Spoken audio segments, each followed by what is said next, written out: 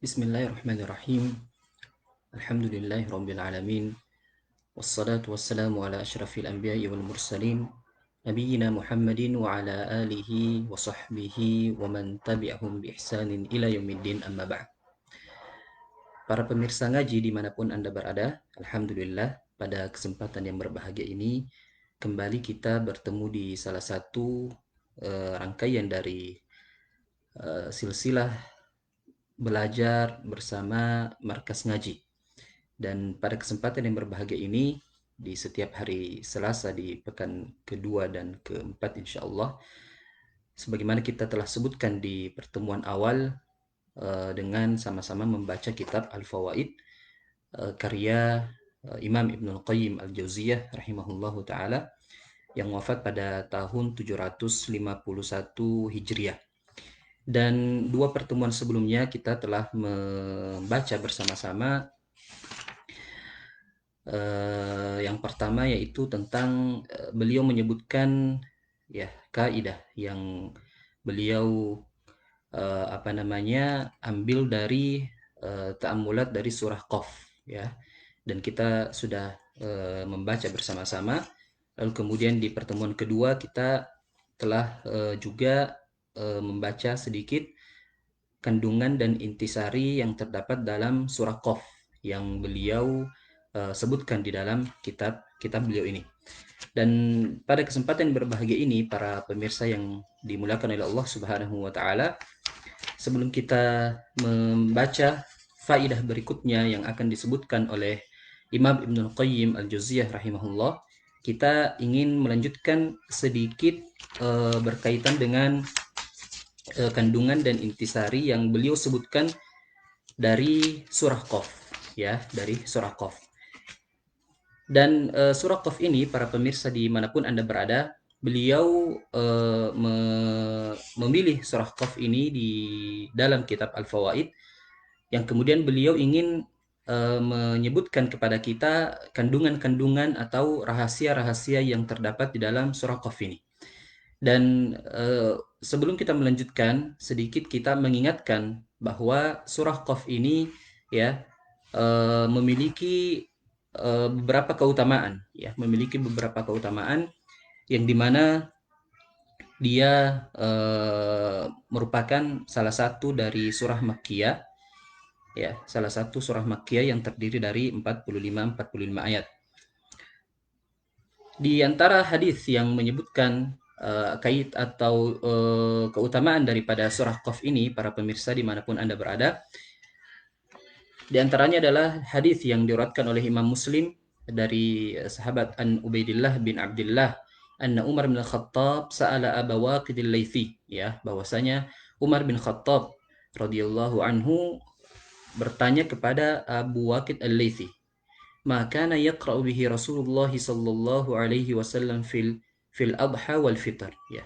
Surah apa yang Rasulullah sallallahu alaihi wasallam baca pada salat Idul Adha dan salat Idul Fitri?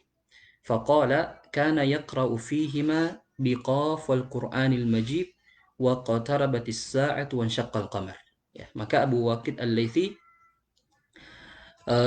mengatakan bahwa beliau membaca surah Qaf wal Qur'anil Majid dan surah Al-Qamar, wa qatarabatis sa'atu wa syaqqal qamar. Ya. Kemudian di antara hadis yang lain ya, dari Ummi Hisham binti Harithah radhiyallahu anha, beliau berkata ya, bahwasanya ma hafidtu Qaf illa min fi Rasulillah sallallahu alaihi wasallam yakhtubu biha kulla jum'ah, ya. Ini sahabat yang mulia ini, Masya Allah, beliau menghafal surah Qaf ini ya karena keseringan Rasulullah Shallallahu Alaihi Wasallam membacanya di dalam khutbah-khutbah beliau, sampai-sampai sahabiat yang mulia ini Ummu Hisham binti Harithah itu menghafal secara langsung dari lisan Rasulullah Shallallahu Alaihi Wasallam. Berkenaan dengan dua hadis ini, para pemirsa yang dirahmati oleh Allah Subhanahu Wa Taala, di mana Rasulullah Shallallahu Alaihi Wasallam mengkhususkan surah Qaf di dalam khutbah beliau, dan membacanya di surah di salat Idul Adha, begitupun di salat Idul Fitri. Berkata ulama kita, ya, sebagaimana yang dinukil oleh Imam An-Nawawi rahimahullahu taala, bahwasanya qala al-ulama sababu ikhtiyari qaf annaha mushtamilatun 'ala al-ba'thi wal mauti wa mawa'idh syadidah wa zawajir al-akidah wa fi istihbab qira'ati qaf au ba'dihha fi kulli khutbatin. Ya, beliau mengatakan bahwa para ulama kita, ya, para ulama kita mengatakan bahwa di antara atau hikmah mengapa Rasulullah Shallallahu Alaihi Wasallam membaca atau sering membaca di setiap khutbah-khutbah beliau surah Qaf ini, ya, karena di dalam surah Qaf itu mengandung, ya, pertama mengandung apa namanya, awal permulaan penciptaan manusia, kemudian di dalamnya bercerita tentang hari kebangkitan, kemudian mawaid, ya, apa namanya, kemudian nasihat-nasihat, wejangan-wejangan, kemudian ancaman-ancaman, balasan-balasan yang akan diterima oleh para pengingkar-pengingkar hari kebangkitan, berbicara juga tentang surga dan neraka. Dan Ibnu Katsir rahimahullahu taala juga menyebutkan bahwasanya Rasulullah Shallallahu alaihi wasallam itu membaca surah ini di momen-momen perkumpulan banyak orang, ya. Di momen-momen hari raya misalnya, kemudian di sholat Jumat, ya. Karena surah ini mengandung di dalamnya apa namanya? Awal mula penciptaan manusia, kemudian hari kebangkitan, ya, kemudian hari pembalasan, hisab, wathawabu wal iqab, ya, dan juga balasan atau pahala-pahala yang akan diterima oleh orang-orang yang beriman, dan begitupun balasan atau iqab yang akan didapatkan oleh orang-orang yang senantiasa syirik atau ingkar kepada Allah Subhanahu wa taala. Ini beberapa hadis yang berkaitan dengan surah Qaf, dan juga dari sahabat yang mulia Jabir bin Samurah radhiyallahu anhu, bahwasanya Rasulullah Shallallahu alaihi wasallam itu membaca surah Qaf, ya, kana yaqra'u fil fajr bi Qaf wal Qur'anil Majid, ya. Rasulullah Shallallahu alaihi wasallam terkadang membaca, ya, surah Qaf di dalam salat subuh beliau, dan wakana salatuhu ba'du takhfifan, dan ini sudah merupakan salat beliau, ya, dikategorikan sebagai salat yang ringan. Para pemirsa yang dirahmati oleh Allah Subhanahu wa taala, melanjutkan dari apa yang beliau akan sebutkan di sini berkaitan dengan kandungan dan intisari di dalam surah Qaf. Beliau di ayat atau firman Allah Subhanahu wa taala, alqiya fi jahannam, ya, alqiya fi jahannam. Ketika Allah Subhanahu wa taala memerintahkan kepada kedua malaikat untuk melemparkan orang-orang yang ingkar, kufur kepada Allah Subhanahu wa taala, untuk dilemparkan ke dalam neraka jahanam. Maka beliau ingin menyebutkan dari ayat-ayat yang telah berlalu itu sifat-sifat yang dimiliki oleh orang-orang yang akan dilemparkan ke dalam neraka jahanam, ya. Dan beliau menyebutkan paling tidak 6 sifat, ya. Beliau menyebutkan paling tidak 6 sifat yang terdapat di dalam surah Qaf ini, yaitu sifat orang-orang yang dilemparkan ke dalam neraka jahanam. Ya, thumma dzakara sifat hadzal mulqa fadzakara lahu sitta sifat, ya.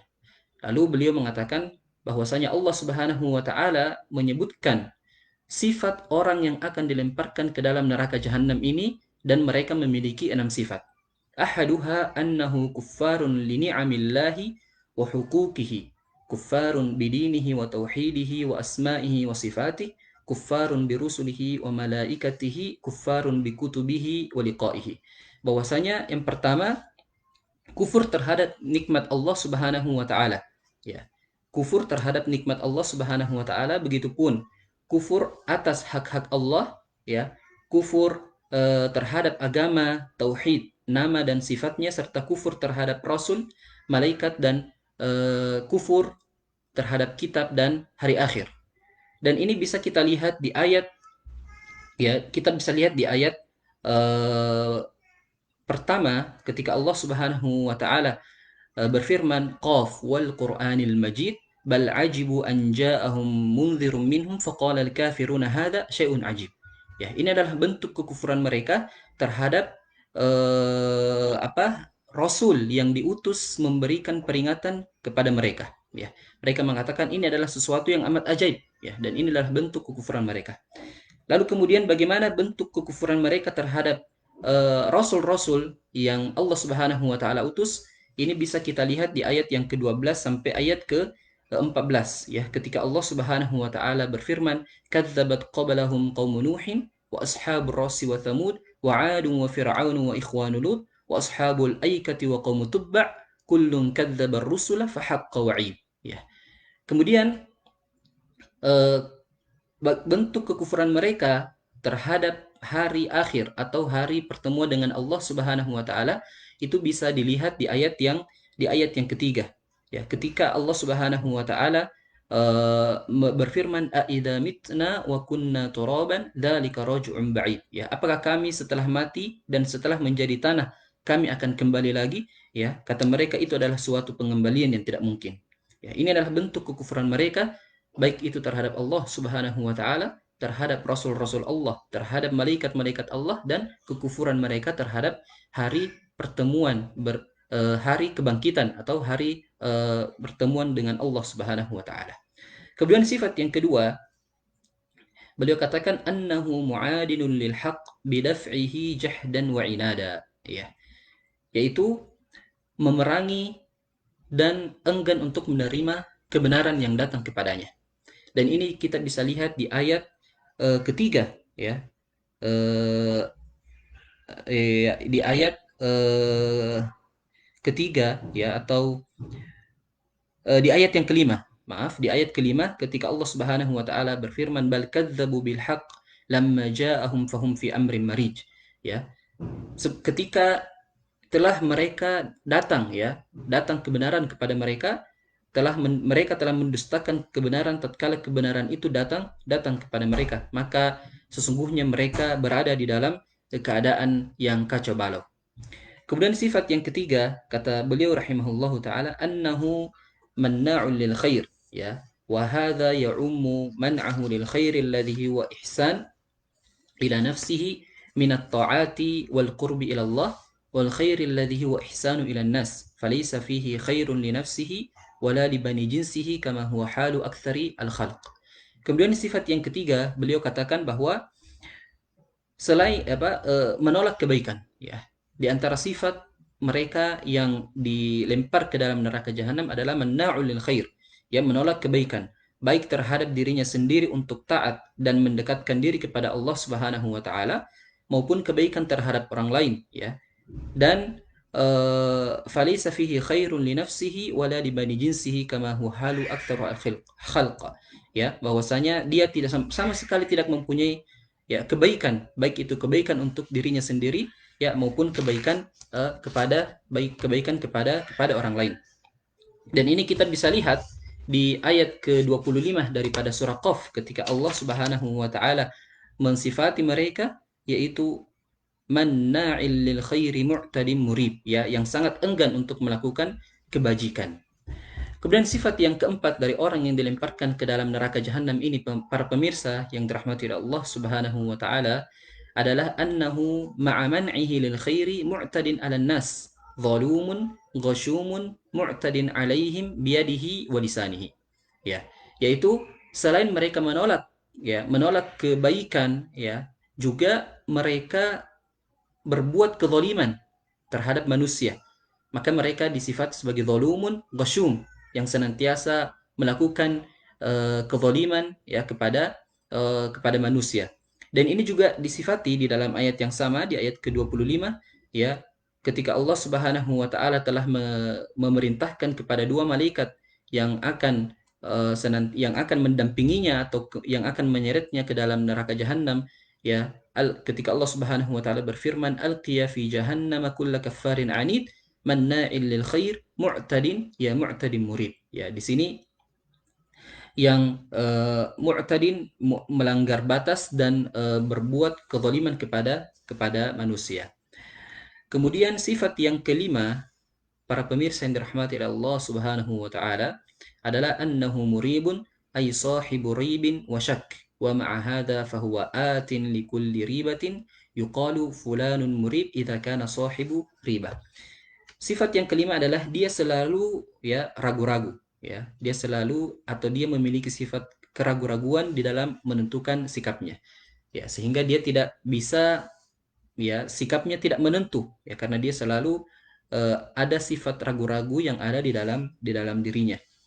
Kemudian sifat yang keenam atau yang terakhir dari sifat-sifat orang yang dilemparkan ke dalam neraka jahanam sebagaimana yang disebutkan oleh Allah Subhanahu wa taala di dalam surah Qaf ini, di dalam surah yang mulia ini, yaitu uh, annahu ma'a dzalika musyrikun billah qad ittakhadha ma'allahi ilahan akhar ya'buduhu wa yuhibbuhu wa yaghdhabu lahu wa yarda lahu wa yahlifu bismihi wa yanzuru lahu wa yuwali fihi wa yu'adi fihi.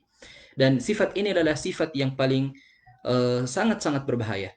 Sifat yang paling besar, ya, yang paling dikhawatirkan menjangkiti, ya, seseorang, ya, karena dengannya lah dia bisa saja dilemparkan ke dalam neraka jahanam, yaitu mereka berbuat syirik kepada Allah Subhanahu wa taala, dan inilah dosa yang paling besar yang mereka lakukan sehingga Allah Subhanahu wa taala melemparkan mereka ke dalam neraka jahanam, yaitu mereka berbuat syirik kepada Allah Subhanahu wa taala, menjadikan Tuhan, ya, selain Allah untuk kemudian mereka sembah, dan mereka senantiasa bersumpah atas namanya, ya, kemudian senantiasa memuja-mujanya, dan ini merupakan perbuatan, ya, merupakan dosa yang paling besar yang dimana pelakunya tidak akan diampuni oleh Allah Subhanahu wa taala kecuali dia bertaubat dan kembali kepada Allah Subhanahu wa taala, sebagaimana di dalam Al-Qur'an, di dalam surah An-Nisa, ya,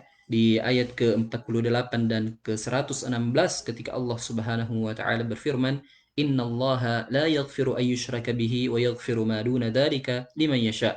Sesungguhnya Allah Subhanahu wa taala tidak akan mengampuni dosa syirik, dan akan mengampuni dosa selain syirik itu kepada siapa yang dia kehendaki. Para pemirsa markas ngaji yang dirahmati oleh Allah Subhanahu wa taala, ini sifat-sifat yang Imam Ibnul Qayyim Al-Jauziyah rahimallahu taala sebutkan dan beliau rangkum, ya, dari ayat-ayat yang ada di dalam surah Qaf ini. Lalu kemudian beliau berpindah untuk kemudian menyebutkan sifat-sifat yang kemudian masuk dalam golongan orang-orang yang bertakwa, ya. Ketika Allah Subhanahu wa taala berfirman di dalam ayat, ya, di ayat ke-31, ya, Allah Subhanahu wa taala berfirman, wa uzlifatil jannatu lil muttaqina ghairu ba'id. Ya, uzlifatil jannatu lil muttaqina ghairu ba'id. Siapakah, ya? Siapakah mereka itu, atau bagaimanakah sifat-sifat orang yang bertakwa yang disebutkan oleh Allah Subhanahu wa taala di dalam ayat ini atau di dalam surah ini? Maka di ayat berikutnya Allah Subhanahu wa taala merinci, yaitu hadza ma tu'aduna likulli awwabin hafiz man khasyar rahmana bil ghaib wa jaa biqalbin munib. Ya, maka Imam Ibnu Qayyim Al-Jauziyah rahimahullahu taala di dalam pembahasan ini atau di dalam di dalam kitab ini Al-Fawaid, beliau merangkum juga, ya, sifat orang-orang yang bertakwa yang di mana surga itu didekatkan kepada mereka. Beliau menyebutkan, "Tsumma akhbara an taqribil jannati minal muttaqin." Ya, bahwasanya Allah Subhanahu wa taala kemudian menyebutkan, ya, bahwasanya surga itu akan didekatkan kepada orang-orang yang bertakwa. Wa anna ahlaha humul ladzina tasafu bihadhihi sifatil arba'. Ya, bahwa dan sesungguhnya, ya, mereka-mereka itu adalah yang senantiasa, ya, memiliki sifat memiliki keempat sifat ini. Ya, yang pertama kata beliau, ayyakuna awwaba ay raja'an ila Allah min ma'siyatihi ila ta'atihi wa min ghaflati anhu ila dzikrihi. Sifat yang pertama, sebagaimana firman Allah Subhanahu wa taala, hadza ma tu'aduna likulli awwab. Awwab yaitu adalah orang yang kembali kepada Allah Subhanahu wa taala dari kemaksiatan, ya, dari kemaksiatan yang dia lakukan kepada ketaatan kepada Allah Subhanahu wa taala. Dan dari kelalaian dan dari kelalaian menuju kepada mengingat Allah Subhanahu wa taala. Berkata Ubaid bin Umair, al-awwab alladhi yatadhakkaru dhunubahu thumma yastaghfiru minha. Ya, berkata Ubaid bin Amir atau bin Umair, ya, bin Amir, ya, salah seorang tabi'in, beliau menafsirkan atau menyebutkan bahwasanya yang dimaksudkan al-awwab adalah yang senantiasa mengingat dosa-dosanya kemudian memohon ampun kepada Allah Subhanahu wa taala dari dosa-dosa yang dia lakukan. Sementara Sa'id bin Al-Musayyib, ya, salah seorang pembesar tabi'in yang terkenal, beliau menyebutkan bahwasanya al-awwab adalah huwa alladhi yudhnibu thumma yatubu thumma yudhnibu thumma yatub. Ya. Dia adalah orang yang melakukan dosa, kemudian bertobat, kemudian berdosa, melakukan dosa kembali lagi, lalu kemudian bertobat. Ini sifat yang pertama yang dimiliki oleh orang-orang yang bertakwa itu. Kemudian sifat yang kedua adalah hafidh, ya. Sebagaimana yang Allah Subhanahu wa taala sebutkan, hafidh. Di sini berkata Ibnu Abbas radhiyallahu anhuma, ayyakuna hafidhan lima tamanahu Allahu alaihi waftaradahu, ya. Dikatakan seseorang itu hafidh, ya, ketika dia senantiasa menjaga diri terhadap amanah yang Allah Subhanahu wa taala amanatkan atau bebankan kepadanya, dan yang Allah Subhanahu wa taala wajibkan kepadanya. Sementara Qatadah, ya, mengatakan bahwasanya al-hafidh yang disebutkan di dalam ayat ini adalah hafidun limastauda'ahu Allah min haqqihi wa ni'matihi, yaitu menjaga hak-hak Allah Subhanahu wa taala yang telah dianugerahkan kepadanya. Walamma kanatin nafsu laha quwatan, quwatut talab wa quwatul imsak, kana al-awwabu musta'milan li quwatit talab fi ruju'ihi ila Allah wa mardatihi wa ta'atihi, wal hafidhu musta'milan li quwatil hifdhi fil imsaki an ma'asihi wa nawahihi, ya. Lalu beliau mengatakan bahwasanya hawa nafsu itu mempunyai dua kekuatan. Ya, dua kekuatan. Kekuatan yang pertama adalah kuwatut talab, ya, kekuatan untuk meminta, dan kuwatul imsak, yaitu kekuatan untuk menahan diri. Ya. Maka seseorang yang awwab, yang ingin kembali kepada Allah Subhanahu wa taala, itu menggunakan kekuatan meminta ini, yaitu kembali kepada Allah Subhanahu wa taala dan meminta pengampunan atas dosa-dosa yang dia lakukan. Ya. Adapun kuwatul imsak, maka inilah yang dipakai oleh al-hafidh, ya. Al-hafidh yaitu menahan diri, ya, menahan diri dari maksiat atau dosa-dosa yang Allah Subhanahu wa taala haramkan untuk dia lakukan. Maka kedua-duanya ini, al-awwab dan al-hafidh, itu menggunakan dua kekuatan hawa nafsu, yaitu kuwatul talab, yaitu kekuatan untuk meminta, dan kuwatul imsak, dan kekuatan untuk menahan. Kemudian sifat yang ketiga, para pemirsa yang dirahmati oleh Allah Subhanahu wa taala, di firman Allah Subhanahu wa taala, man khasyar rahmana bil ghaib, ya, yaitu yang orang yang takut kepada Tuhan yang Maha Pemurah, ya. Dan ayat yang singkat ini, para pemirsa yang dirahmati oleh Allah Subhanahu wa taala, Imam Ibnu Qayyim Al-Jauziyah rahimahullahu taala mencoba, ya, mengeluarkan tiga unsur yang harus dimiliki seseorang yang yang memiliki sifat al-khasyah ini, yaitu sifat takut ini. Beliau mengatakan yatadammanul iqrara biwujudihi wa rububiyatihi wa qudratihi wa ilmihi wa ittila'ihi ala tafasili ahwalil 'abd. Ya, bahwasanya ayat yang mulia ini yaitu mengandung, ya, yang pertama kepercayaan dan keyakinan atas keberadaan Allah Subhanahu wa taala dan keesaan Allah Subhanahu wa taala dan kekuatan Allah Subhanahu wa taala dan ilmu Allah Subhanahu wa taala yang meliputi dan mengetahui segala gerak-gerik yang dilakukan seorang hamba. Kemudian unsur yang kedua adalah yatadammanul iqrara bi kutubihi wa rusulihi wa amrihi wa nahyihi. Ya, bahwasanya seorang yang memiliki sifat takut harus memiliki keyakinan dan kepercayaan bahwasanya kepercayaan kepada kitab-kitab yang Allah Subhanahu wa taala turunkan. Begitupun rasul-rasul yang Allah Subhanahu wa taala utus dan begitupun perintah-perintah dan larangan-larangan Allah Subhanahu wa taala. Dan yang ketiga adalah wa yatadammanul iqrara biwa'dihi wa wa'idihi wa liqa'ihi.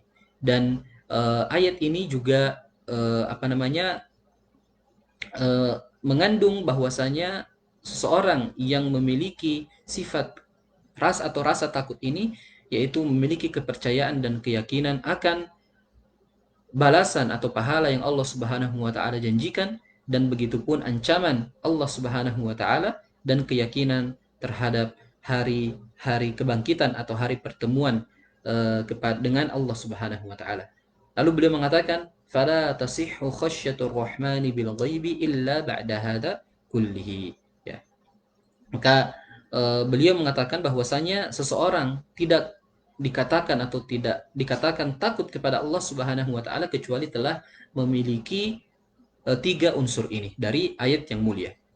Kemudian ar-rabi'ah qauluhu waja'a biqalbin munib, yaitu dia datang dengan hati yang bertobat kepada Allah Subhanahu wa taala.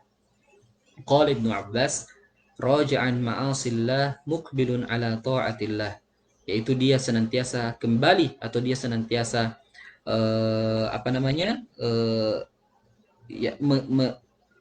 kembali dari maksiat yang dia lakukan, lalu kemudian menuju kepada Allah Subhanahu wa taala dengan ketaatan yang dia lakukan. Wa haqiqatul inabah uquful qalbi ala ta'atillahi wa mahabbatihi wal iqbali alaih. Lalu beliau juga menyebutkan bahwasanya pada hakikatnya orang-orang yang senantiasa bertobat adalah ketetapan hati untuk senantiasa menanti Allah, begitupun mencintai Allah Subhanahu wa taala, menerima segala sesuatu yang telah Allah Subhanahu wa taala tetapkan kepadanya. Para pemirsa yang dirahmati oleh Allah Subhanahu wa taala, ketika Allah Subhanahu wa taala menyebutkan keempat sifat yang dimiliki oleh orang-orang yang bertakwa ini, yang kemudian surga akan didekatkan kepadanya, maka Allah Subhanahu wa taala memberikan balasan. Di ayat selanjutnya Allah Subhanahu wa taala berfirman, udkhuluha bisalam dzalika yaumul khulud lahum ma yasha'una fiha waladaina mazid. Ya, Allah Subhanahu wa taala mengatakan kepada mereka, masuklah kalian ke dalam surga itu dengan penuh keamanan, dengan penuh rasa aman. Itulah hari kekekalan, ya. Mereka di dalamnya memperoleh apa yang mereka kehendaki, dan pada sisi kami ada tambahannya, waladaina mazid. Masuk dulu. Ya. Para pemirsa yang dirahmati dan dimuliakan oleh Allah Subhanahu wa taala, ya, ini beberapa yang atau akhir dari intisari yang Imam Ibnul Qayyim Al-Jauziyah sebutkan di pembahasan kali ini yang berkaitan dengan ma'alim surat Qaf wa daqaiq ma'aniha, yaitu kandungan atau intisari yang terdapat di dalam surah Qaf. Kemudian faidah berikutnya, beliau ingin menyebutkan berkaitan dengan manazilus sabiqin, ya.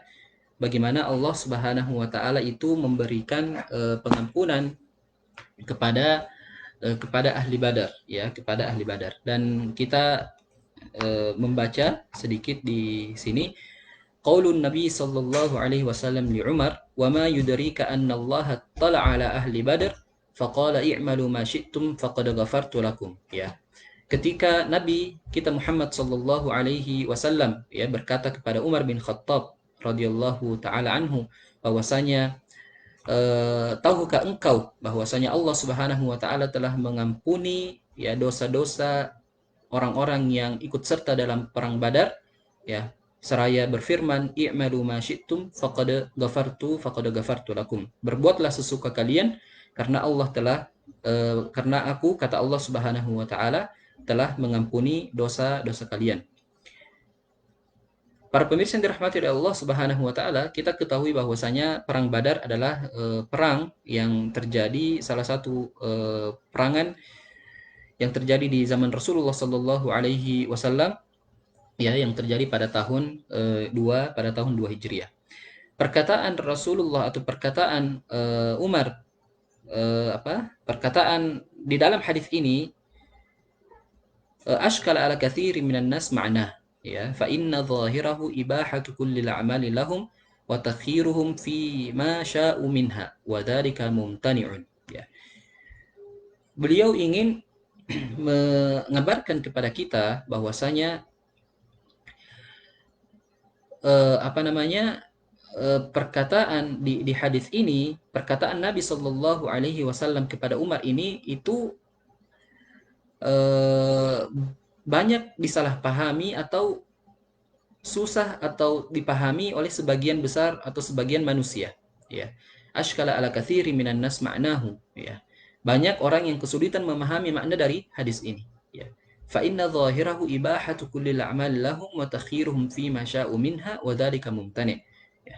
Karena secara zahir daripada hadis ini, para pemirsa yang dirahmati oleh Allah Subhanahu wa taala, itu kita melihat bahwa membolehkan para peserta perang Badar, ya, untuk berbuat sesuka hati sampai hal-hal yang dilarang, karena Allah Subhanahu wa taala telah menjamin ampunan atas mereka. Sebagaimana di dalam hadis firman Allah Subhanahu wa taala, faqad ghafartu lakum, ya, karena sungguhnya aku telah mengampuni kalian. Faqalat ta'ifatun minhum, maka Imam Ibnul Qayyim Al-Jauziyah, ya, rahimahullahu taala, ingin atau mencoba menyebutkan perkataan ulama kita terkait dengan hadis ini atau di dalam memahami hadis ini. Faqalat ta'ifatun minhum, ya, faqalat ta'ifa minhum Ibnul Jauzi. Beliau menukil dari Ibnul Jauzi, ya, Abul Faraj, ya, Abul Faraj Abdurrahman bin Ali, yang terkenal dengan Ibnul Jauzi, dan beliau ini, ya, beda dengan Ibnul Qayyim Al-Jauziyah, ya, dan kita harus bedakan bahwasanya Imam Ibnul Qayyim Al-Jauziyah, ya, Imam Ibnul Qayyim Al-Jauziyah, ya, nama kunya beliau adalah Abu Abdullah, Imam masyhur dengan Imam Ibnul Qayyim Al-Jauziyah.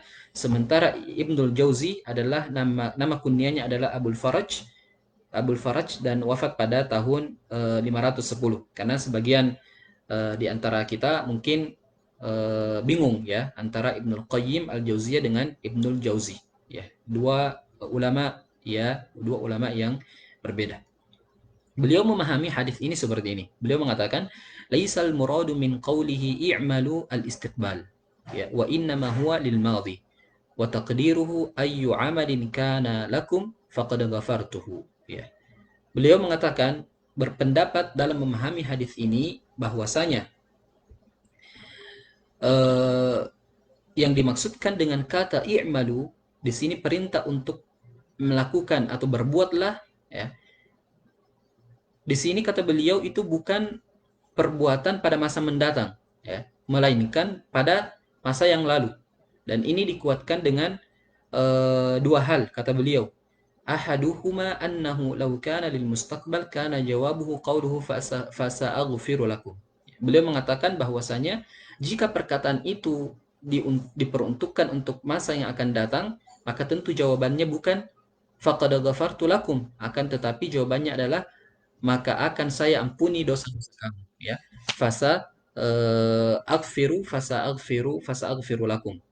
Kemudian yang kedua, ya, di antara hal yang menguatkan pendapat beliau ini, beliau mengatakan annahu kana yakunu itlaqan fi dzunub wala wajhu lidzalik, ya.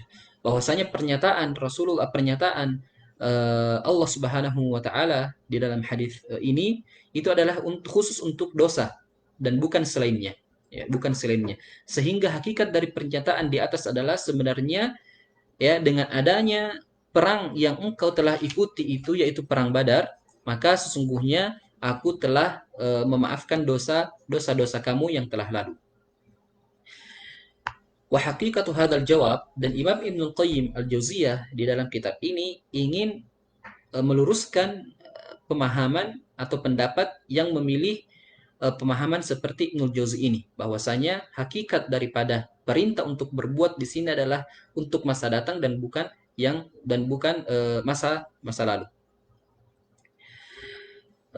Wa haqiqatu hadzal jawab inni qad ghafartu lakum bihadhil ghazwa ma salafa min dzunub lakinnahu dha'ifun min wajhain. Lalu beliau mengatakan bahwasanya argumen yang disebutkan oleh Ibnu Jauzi bahwasanya kata berbuatlah ini bukan ya masa datang melainkan masa lalu.